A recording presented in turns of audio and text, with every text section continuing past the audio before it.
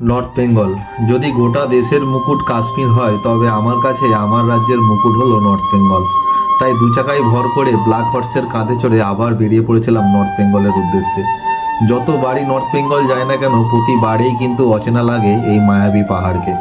মিনিটে মিনিটে পরিবর্তনশীল আবহাওয়া, মেঘেদের এদিক থেকে ওদিক ছোটাছুটি, কখনো কুয়াশার চাদরে ঢাকা কাঞ্চনজঙ্ঘা পাহাড়, আর তার সাথে পাহাড়ের পরিশ্রমী মানুষ, আর তাদের এই কঠিন পরিস্থিতির মধ্যে বেঁচে থাকার লড়াইয়ের অনুপ্রেরণা, তার সাথে মোমো আর ম্যাগি। কি দারুণ একটা কম্বিনেশন, তাই না? তাই আবার ভালো করে চিনতে বেরোলাম নর্থ বেঙ্গলকে। তবে এবারে শুধু নর্থ বেঙ্গল না, থাকছে কিন্তু তার সাথে অ্যাডভেঞ্চার সিকিমের রাইডের গল্প। সঙ্গে থাকুন, দেখতে থাকুন, আর ভালো লাগলে লাইক, শেয়ার, কমেন্ট করতে ভুলবেন না কিন্তু।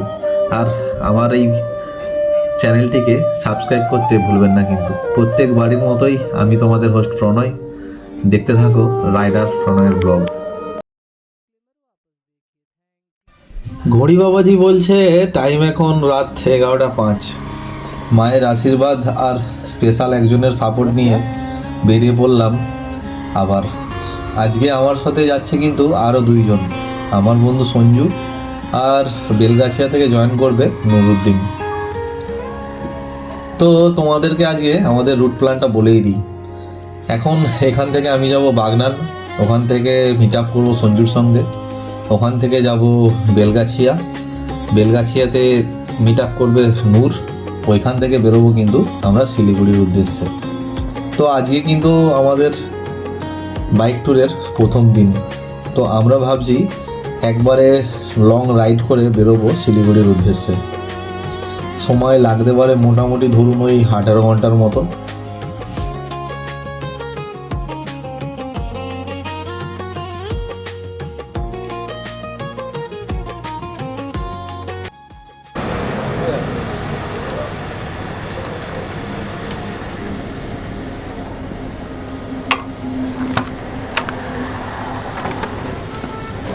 কেন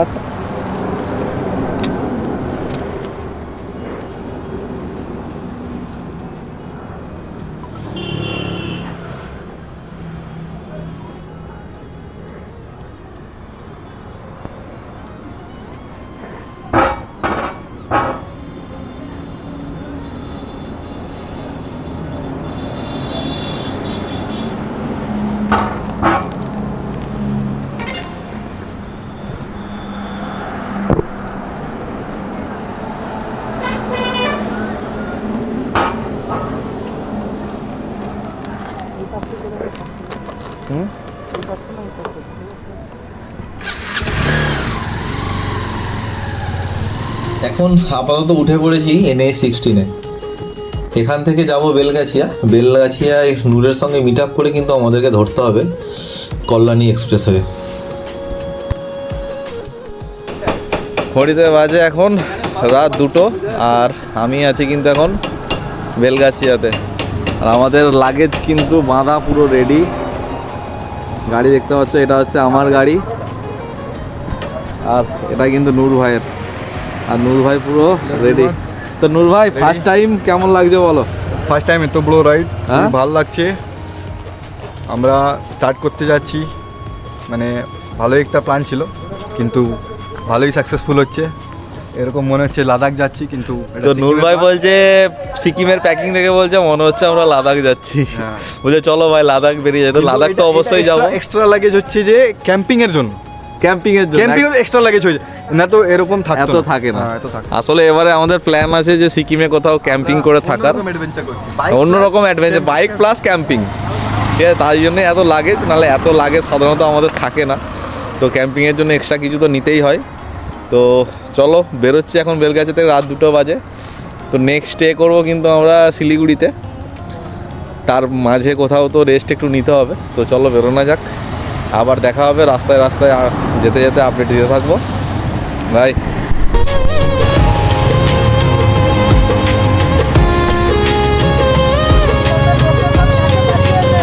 আমি মেরেছি।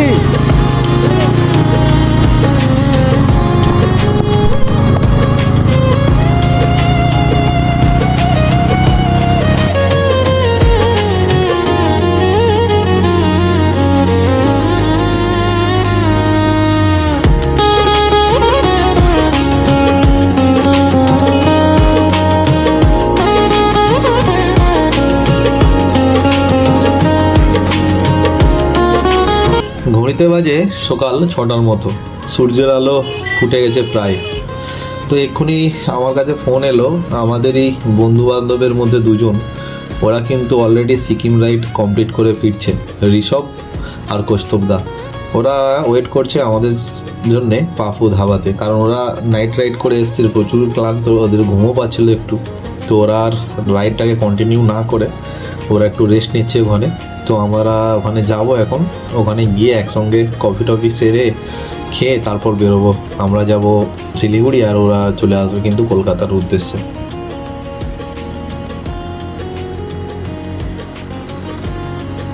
Morning good morning. Finally all the best. হয়ে গেল, তোদের হয়ে গেল আর আমাদের চালু হচ্ছে তবে। কোথায় ঘুমালি নাকি? সেই লাগছে। ভালোই যাচ্ছি। 420 ছিল সেখানে। ফারাক্কাতে একটু দাঁড়াবো ফটো নেওয়ার জন্য। ফারাক্কাতে দাঁড়াবে? দাঁড়াতে পারবে না, ব্রিজের উপরে দাঁড়াতে দেবে না। On the way.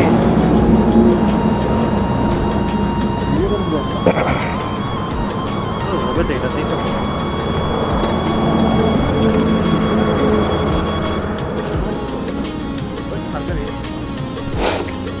ঘড়িতে বাজে এখন 5:24 আর আমাদেরই গ্রুপের ঋষভ ফিরছে সিকিম থেকে, আর আমরা সিকিম যাচ্ছি, তাই তো? একদম একদম। আর তোমার তো পথে দেখা হয়ে গেল, ওরা দাঁড়িয়েছিল পাপ্পু ধাবাতে, হেঁটে যাবো।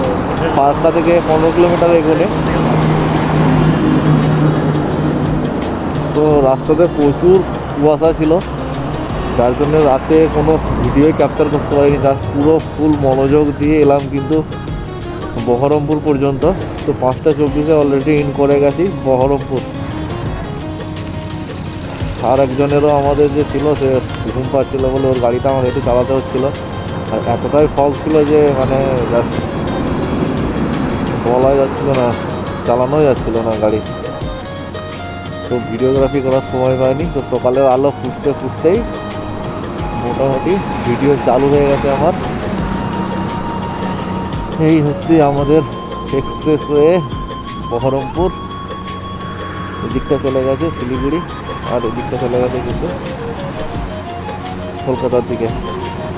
তো বিরাট বড় একটা ধাবা, পাপ্পু ধাবা। এখানে এখন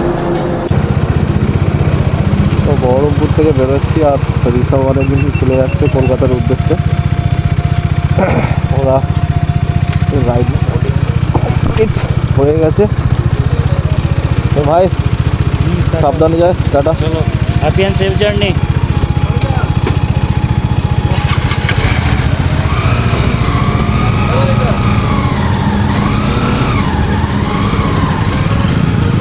কৌস্তবদা ভাই, ওদের জার্নি কমপ্লিট আর আমাদের জার্নি শুরু। চলো টাটা, আসছি। হ্যাঁ, ওকে। নূর রেডি?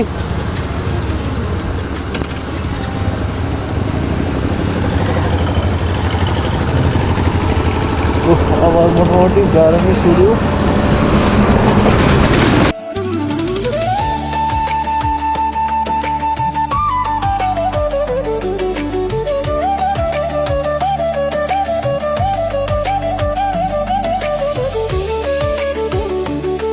মালদাটা ক্রস করার পরেই যেন রাস্তার দু সাইডের ল্যান্ডস্কেপগুলি এক নিমেষে চেঞ্জ হয়ে গেল।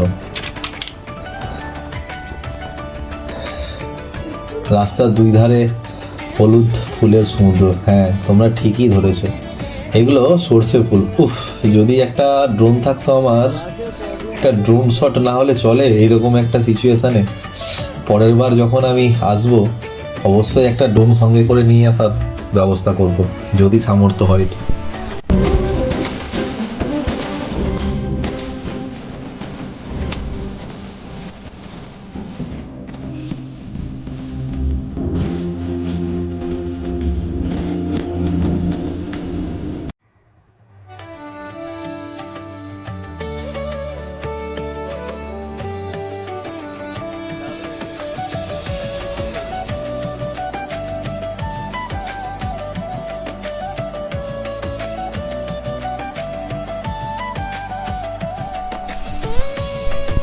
Morning, good morning from Baharampur. তো হাই রোডের ধার দিয়ে যাচ্ছিলাম, এই জায়গাটা এত সুন্দর লেগেছে। পুরো পেছনে দেখতে পাচ্ছ আমার সর্ষে ক্ষেতে ভর্তি, আর হলুদ হলুদ ফুল হয়ে আছে, জাস্ট অসাধারণ। এখানটায় না দাঁড়িয়ে পারলাম না। একটু আগে আমরা দাঁড়িয়েছিলাম পাপ্পু ধাবাতে, কিন্তু এই জায়গাটা এতটাই সুন্দর যে না দাঁড়িয়ে আর পারলাম না, মানে মুখে আমার ভাষা হারিয়ে যাচ্ছে। কিন্তু জাস্ট অসাধারণ, কিন্তু অসাধারণ। পুরো চারিদিকে হলুদ সর্ষে ফুলে ভর্তি।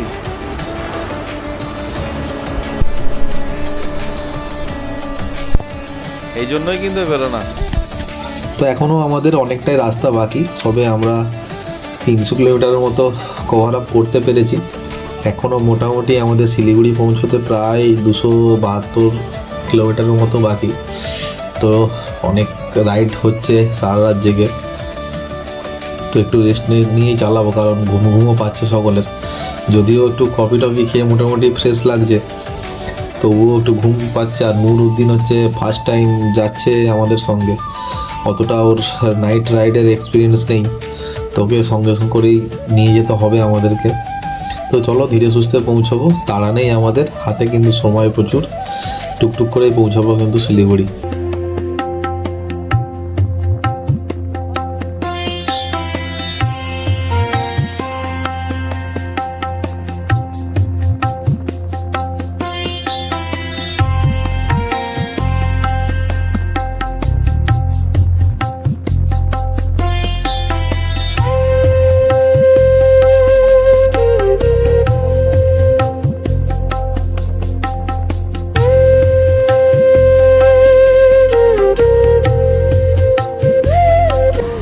আজকে ডেটটা কিন্তু 26শে জানুয়ারি, প্রজাতন্ত্র দিবস। জাতীয় পতাকা নিয়ে স্কুলের বাচ্চাদের উৎসাহ ছিল কিন্তু চোখে পড়ার মতো। হবে নাই বা কেন বলুন? এরাই তো পরবর্তী প্রজন্ম, আমাদের দেশের ভবিষ্যৎ। এরাই বড় হবে, ছড়িয়ে পড়বে দেশের প্রতিটি কোণে, আর উজ্জ্বল হবে আমাদের দেশের ভবিষ্যৎ। বেলা এখন 11টা, আমরা আছি এখন মালদা। তো ফারাক্কা ব্রিজ পার করব কিছুক্ষণের মধ্যেই। এই ফারাক্কা ব্যারেজের ইতিহাস কিন্তু বেশ পুরনো। 1961 সাল থেকে শুরু হয় এর নির্মাণ কাজ, আর শেষ হয় 1970 সাল পর্যন্ত। প্রায় 2.5 কিলোমিটার লম্বা এই ব্যারেজটা। এটা কিন্তু হচ্ছে আছে কিন্তু আমাদের মুর্শিদাবাদ ডিস্ট্রিক্টে ফারাক্কাতে। এই ব্যারেজ থেকে মোটামুটি 18 কিলোমিটার দূরে সাহেবগঞ্জের কাছে কিন্তু বাংলাদেশের বর্ডার। তো এটা নিয়ে কিন্তু অনেক কন্ট্রোভার্সি আমাদের এই ফারাক্কা ব্রিজ নিয়ে। আপাতত বাংলাদেশের সঙ্গে আমাদের সম্পর্ক খারাপ হওয়ার কারণে রিসেন্ট এটাকে একটা মানে প্রচুর কড়াকড়ির মধ্যে রাখা হয়েছে, কারণ এটা নিয়ে অনেকের সমস্যা, বিশেষ করে বাংলাদেশের লোকেদের। তো এই বিষয়ে আর বেশি কিছু বলতে চাচ্ছি না, তোমরা সবাই কম বেশি জানো। তো যাই হোক, এখান থেকে এখনও শিলিগুড়ি মোটামুটি আমাদের বললাম 272 কিলোমিটারের মতো। আর সকালে খাওয়া দাওয়া কিছুই করা হয়নি সেই রকম, শুধু 1 কাপ কফি, আর বাকি তো কালকে রাত্রে খেয়ে বেরিয়েছি। তো মোটামুটি আমাদের টার্গেট আছে আমরা ডালখোলা পৌঁছবো ধরো ওই 12:30 1টার মধ্যে। তো ওখানে গিয়ে আমরা লাঞ্চটা করব, তারপর হচ্ছে আমরা শিলিগুড়ির উদ্দেশ্যে। তো আজকে আমাদের শিলিগুড়িতে থাকার সেরকম প্ল্যান নেই। আমরা চাচ্ছি যদি তাড়াতাড়ি শিলিগুড়ি পৌঁছতে পারি, তো একটু ওপরের দিকে উঠে যাওয়ার চিন্তাভাবনা আছে ওই কার্শিয়াংয়ের দিকটাতে। কারণ আমি অনেকবারই গেছি নর্থ বেঙ্গল, কার্শিয়াংটাতে কিন্তু আমার থাকা হয়নি। মানে দার্জিলিং, তারপর হচ্ছে বাতাসিয়া লুপ, ঘুমনেস্টি, এখানে আরে অনেকবার থাকা হয়েছে, কিন্তু সামনাসামনি কার্শিয়াংটাকে বাইপাস করে অনেকবারই গেছি, কিন্তু কার্শিয়াংয়ে থাকা হয়নি। তো ইচ্ছা আছে এবার একটু কার্শিয়াংয়ে থাকা। যাই হোক, মোটামুটি ডালখোলা যেতে আর বেশি বাকি নেই, ওখানে গিয়ে লাঞ্চ ফাঞ্চ করি, তারপর বেরোবো কিন্তু ডালখোলার উদ্দেশ্যে। আমরা এখনো সকাল থেকে খেলাম নি, আর 2বার খাওয়া হয়ে গেল। আর এত বাজে ছেলে, সবসময় খালি খায় আর খায়। কত খাওয়াবো একে? সব তো ভিখারি হয়ে যাবে একে খাওয়াতে খাওয়াতে।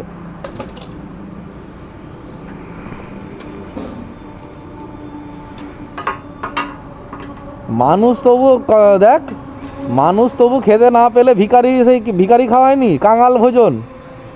কোথাও যদি ফ্রিতে একটু তেল ভরে দিত সেখানে আমি 2 ঘন্টা লাইন দিতাম।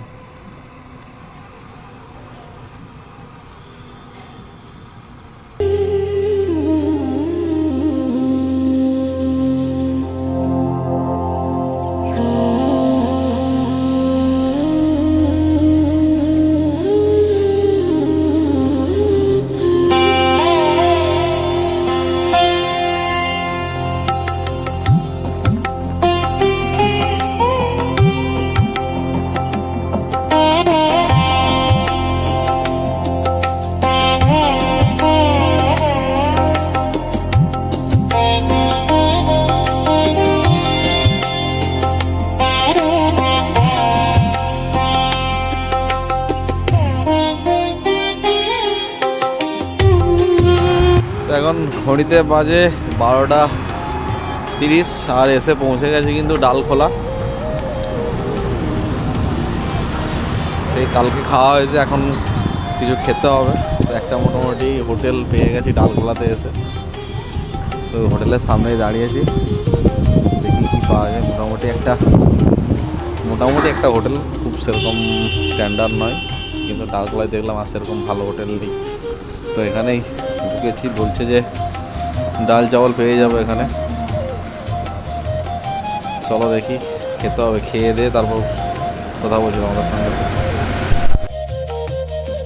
তো লাঞ্চ মোটামুটি complete.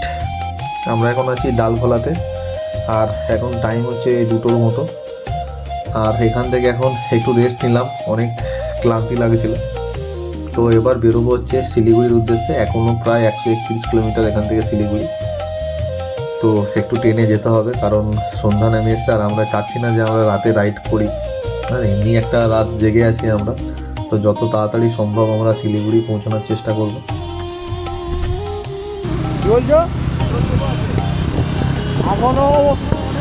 We reach Siliguri at 5:30 PM।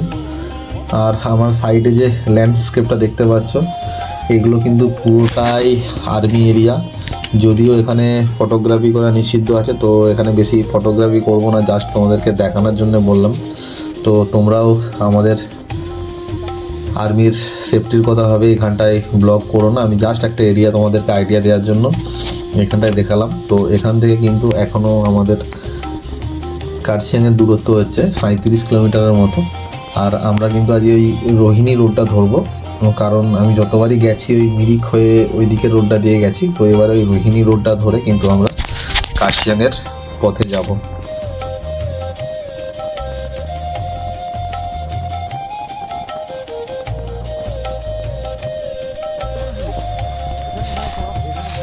তো এসে পৌঁছে গেছি রোহিণী রোডে। তো এখন মোটামুটি বাজে 5:30টার মতো, আর এসে পৌঁছেছি রোহিণীতে। আর আমরা আজকে খুরসেঙ্গের এদিকটা দিয়ে উঠছি, কারণ মিরিক থেকে অনেকবার যতবারই যাই মিরিকের ওটা দিয়ে যাই। তো আজ রোহিণী হয়ে উঠছি। আর এসতেই কিন্তু দেখা পেয়ে গেছি চা বাগানের। আর দূরে দেখতে পাচ্ছ নিশ্চয়ই যে পাহাড়ের রেঞ্জ। ওদের এখন ফটো সেশনে ব্যস্ত।